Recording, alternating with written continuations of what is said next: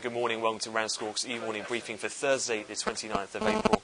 Taking a quick look around the markets then and a recap of overnight news. In terms of the Greek situation, not too much new has developed.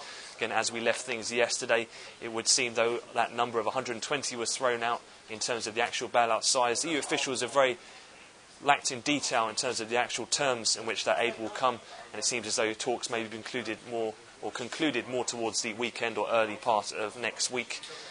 In terms of Strauss-Kahn, he actually said yesterday that those talks in further details won't be given until after those talks are concluded. Take a look in terms of how the spreads have reacted so far this morning. Following the S&P downgrade of Spain yesterday, the Spanish spread was trading around 7 basis points wider. However, that has completely reversed, and it's now tied up around 1 basis point. The Greek spread has tied up around 16, and Portuguese is tied up around 7 this morning. So some decent risk appetite so far seen. The equities and the FTSE CAC and DAX are in positive territory by around 0.5%. A decent bounce in particular for the Spanish IBEX index. That's after some very good earnings reports from the likes of Banco Santander and also Repsol, who are accounting for around half of the index's gains at the moment.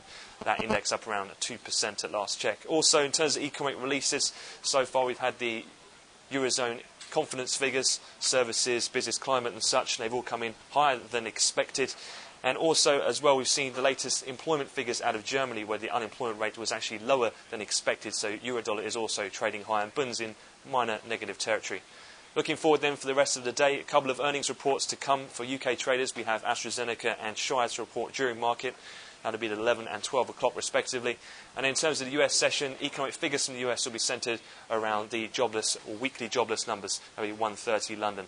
We'll have further updates to come from RANsquawk, so I wish you all a great and safe trading day.